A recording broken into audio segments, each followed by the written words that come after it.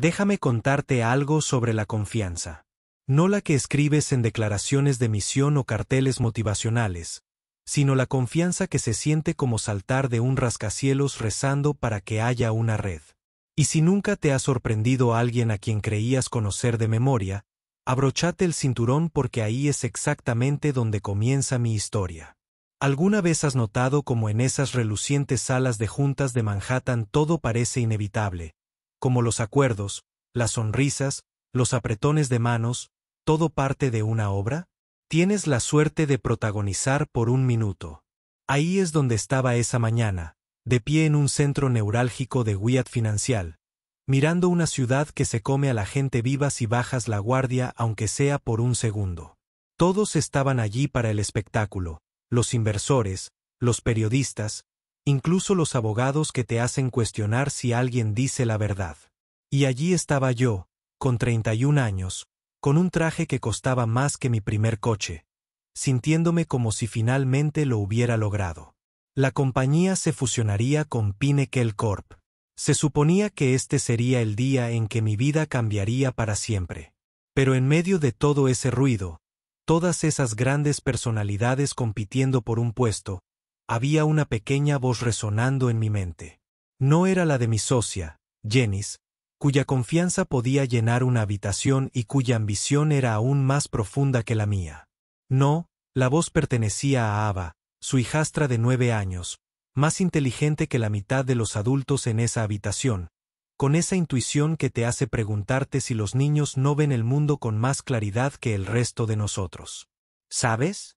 A lo que me refiero es que a veces la persona que te salva no es quien esperas. 3 días antes de esa fusión, encontré a Ava en el suelo de la oficina de Jenny, con las rodillas dobladas bajo ella de esa manera que solo los niños pueden manejar, rodeada de montones de documentos legales que parecían más altos que ella. La mayoría de los adultos la habrían visto jugando a un juego de programación en su iPad. Estaba obsesionada con los números de código. Y los sistemas siempre preguntaban cómo funcionaban las cosas, pero esa mañana me pidió ver el contrato con todas las palabras complicadas que yo le había quitado. Le ignoré, le dije que las fusiones eran cosa de adultos, no de qué preocuparse, pero eso es lo que pasa con Ava, no se pierde ningún detalle, como supe. Estaba leyendo de verdad esas páginas, no solo por diversión, sino buscando, analizando cada línea buscando algo. Estaba demasiado cegada por la emoción como para ver a su madre. Que Dios la tenga en su gloria. Había sido asistente legal, le enseñó a Ava a detectar patrones, a confiar en su instinto. A Ava no le quedaba mucho de su madre, solo ese instinto y una pulsera de plata que llevaba en la muñeca.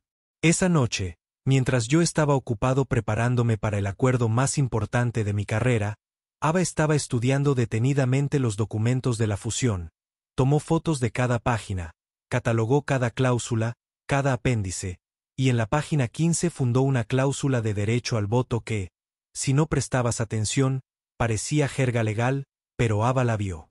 Para lo que fue después de la fusión con Pinnacle, lo que significa que Jenny controlaría el 51% de todo, mi empresa, mi legado, todo entregado en bandeja de plata.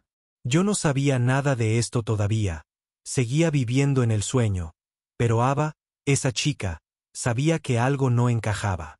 Se lo contó a la única persona en quien confiaba, el señor Daniel Carson, mi antiguo abogado, que había visto más traiciones clandestinas en 40 años que la mayoría de la gente en 10 vidas. Daniel estaba jubilado. Le temblaba un poco la mano, pero su mente era extremadamente aguda. Escuchó a Ava leer sus pruebas y juntó las piezas más rápido de lo que yo podría tener hijos. Ven a través de ti. 2 días después, quedé con Daniel para tomar un café. Me miró fijamente a los ojos y me dijo que había visto demasiados acuerdos del siglo fracasar. Y cuando le dije que el abogado de Jenny era Mark Dillon, su actitud cambió por completo. Resulta que Mark había perdido su licencia hace años por fraude documental. Cosas de las que se escuchan en los especiales de la CNBC. De repente, toda mi emoción se enfrió.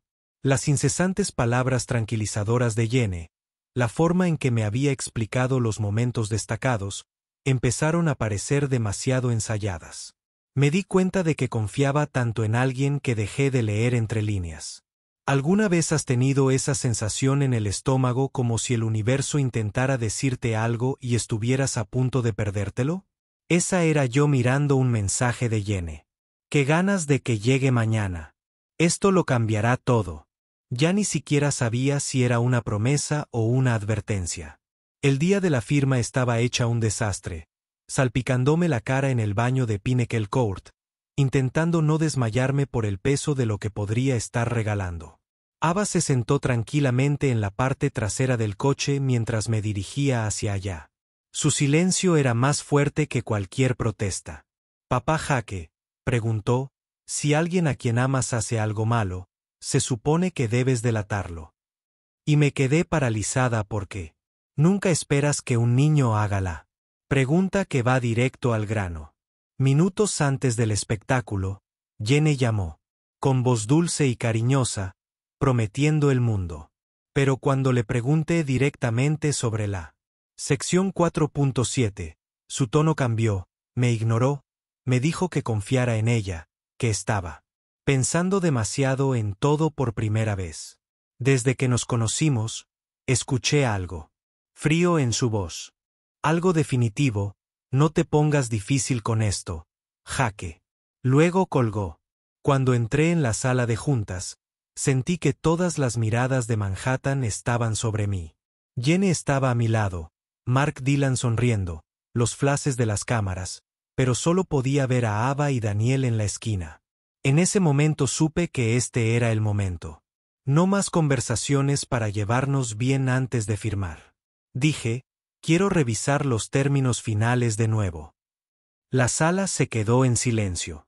Jenny me miró como si hubiera perdido la cabeza, pero antes de que nadie pudiera reaccionar, Ava se levantó, pequeña pero firme, y caminó hacia el frente con el teléfono en las manos. Papá Jaque, necesito mostrarte algo. Su voz era clara y sin miedo. Leyó la cláusula en voz alta, la que le dio el control a Jenny. La sala estalló. La cara de Jenny palideció. Los inversores murmuraron.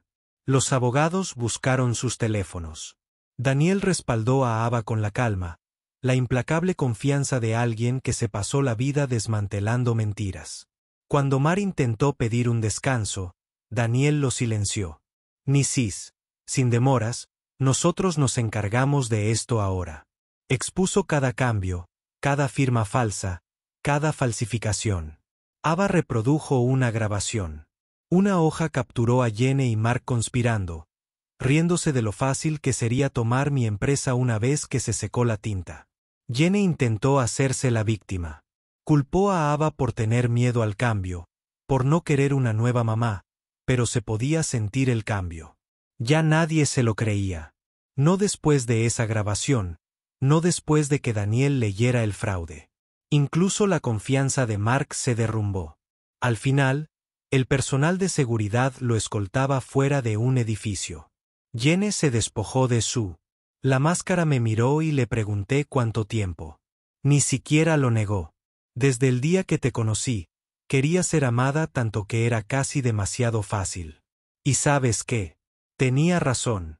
A veces estamos tan desesperados por creer en algo que ignoramos cada señal de advertencia.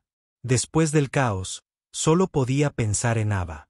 Esta niña que lo arriesgó todo para salvar no solo mi empresa, sino también a mi familia. Me arrodillé y me disculpé por no haber escuchado antes. Ella levantó la vista, llena de lágrimas, temiendo que sin Jenny la hubiera alejado. Pero la familia no se trata de sangre ni firmas. Se trata de quien aparece, quien te protege. Cuando importa, le di el brazalete de plata que dejó su madre. Le dije, la familia significa decir la verdad incluso cuando duele. Daniel bromeó sobre contratarla como directora de ética y yo le dije que tenía algo mejor. Un padre que siempre la escucharía. 6 meses después, somos una verdadera familia. Ava es legalmente nuestra hija Daniel, nuestra cita habitual para almorzar los domingos, y la reputación de mi empresa es más sólida que nunca.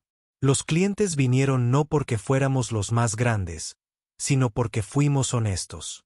Porque todo el mundo escuchó cómo una niña de 9 años salvó una empresa de $50 millones con solo curiosidad, coraje y una obstinada negativa a ser ignorada. Ava incluso diseñó nuestro nuevo sitio web. Firmamos con integridad, impulsados por la verdad o como a ella le gusta bromear, impulsados por Ava. Es cursi, pero es real. Déjame preguntarte algo. ¿Quién en tu vida ve lo que estás haciendo?